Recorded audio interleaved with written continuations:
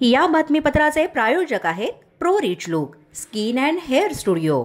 नमस्कार, पोलीस माझा न्यूजच्या बातमीपत्रात आपलं मनापासून स्वागत। पाहूयात काही विशेष घडामोडी।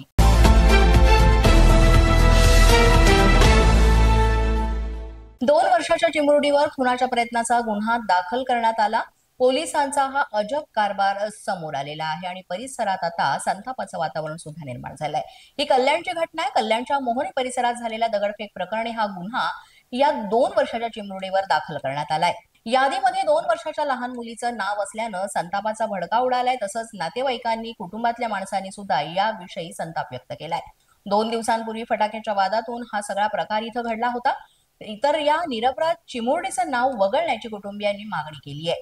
तक्रारदाराच्या माहितीवर हा गुन्हा नोंदवला गेलाय। मात्र एवढी लहान मुलगी आणि तिच्यावर एवढा भयंकर गुन्हा कसा काय नोंदवला गेला असा प्रश्न सुद्धा आता पोलिसांना विचारला जातोय। पोलीस कशा प्रकारे काम करतायत याविषयी सुद्धा नागरिकांनी चिंता व्यक्त केली आहे।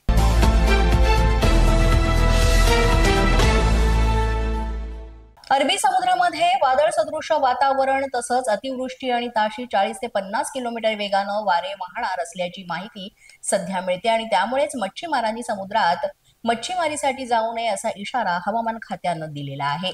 यानंतर शेकडो नौका आश्रयासाठी देवगड बंदरात सुद्धा दाखल झाल्या, तसंच इतर भागातल्या बंदरांवर त्या दाखल झाल्यात। स्थानिक नौकांबरोबरच गुजरात, रत्नागिरी, मालवण, वेंगुर्ला या सगळ्या नौकांचा यामध्ये समावेश आहे।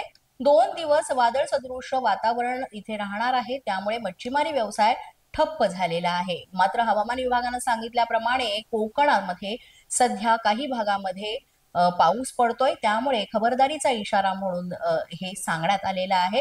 सुरक्षेच्या दृष्टीने हा निर्णय घेण्यात आलेला आहे, त्यामुळे नागरिकांना सतर्कतेचं आवाहन सुद्धा करण्यात आलंय।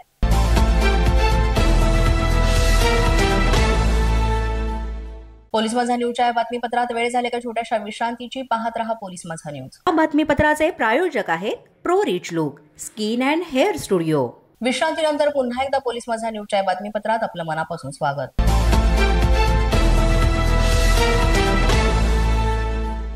यवतमाळमध्ये सराईत चोरट्याला पोलिसांनी बेड्या ठोकलेल्या आहेत आणि या चोराकडून तब्बल 4 तोळे सोनं जप्त करण्यात आले। यामध्ये आरोपीचा अल्पवयीन सह आरोपी यालाही ताब्यात घेतलेला आहे। चोरट्यांनी 4.5 लाखांच्या सोन्यावर डल्ला मारला होता। यवतमाळ पोलिसांकडून ही कारवाई करण्यात आली। अल्पवयीन आरोपीला सुधारगृहात पाठवण्यात येणार आहे, तर मुख्य आरोपीनं आणखीनही अशा चोरीच्या घटना केल्या असल्याचा संशय व्यक्त केला जातोय। याबाबत पोलिसांनी अधिक चौकशी सुरू केलेली आहे।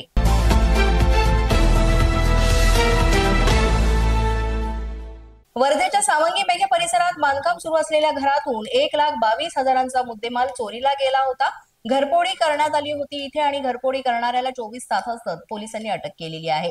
सावंगी पोलिसांनी ही कारवाई केली असून याचा अधिक तपास सुरू आहे। सावंगी मेघे पोलिसांची ही मोठी कारवाई आहे आणि चोरीचा छडा लावून इथे मुद्देमाल जप्त करण्यात आलेला आहे। तब्बल 1.25 लाख रुपयांचा मुद्देमाल हा जप्त करण्यात आलाय।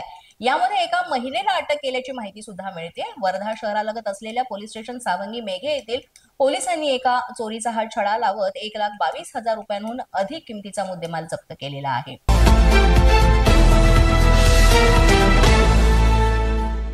एका तरुणानं चक्क 23 वर्ष तरुणीवर जीवघेणा हल्ला केल्याचा प्रकार काळा चौकी इथं घडलाय। एवढंच नाही तर तरुणीवर हल्ला केल्यानंतर त्यानं स्वतःचं आयुष्यही संपवलेलं आहे। हल्ला करणारा तरुण आणि तरुणीमध्ये गेल्या 10 वर्षांपासून प्रेम संबंध होते, मात्र काही दिवसांपूर्वीच दोघांचं ब्रेकअप झालं होतं। दुसऱ्या अफेअरच्या संशयातून तरुणानं हा हल्ला केल्याची माहिती पोलिसांनी दिली। नर्सिंग होम मध्ये घुसून आरोपी सोनू बरईनं या तरुणीवर हल्ला केला होता आणि हल्ल्याची घटना सीसीटीव्ही मध्ये कैद झाली आहे।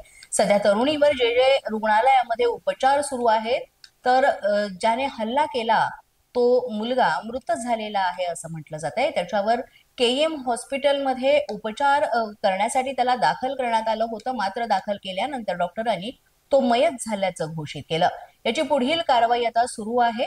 एकाच परिसरात राहणारे हे 2 जण होते असं सुद्धा सांगितलं जात आहे। पोलीस माझा न्यूजच्या बातमीपत्रात आज इतकंच। तुम्हाला आमचं बातमीपत्र कसं वाटतंय याबाबत अवश्य अभिप्राय कळवा। यासाठी पोलीस माझा न्यूजचे YouTube चॅनल सबस्क्राईब करा, तसंच आमचं फेसबुक, इंस्टाग्राम आणि ट्विटर अकाउंट फॉलो करा। अधिक माहितीसाठी आमच्या www.policemazanews.com या वेबसाईटला भेट द्या। आमचे अधिकृत प्रतिनिधी व्हायचे असेल तर स्क्रीनवर दिलेल्या क्रमांकांवर आजच संपर्क साधा। आजच्या बातमीपत्रात इतकंच. पुन्हा भेटूया पुढील बातमीपत्रात. तोपर्यंत पाहत रहा पोलीस माझा न्यूज.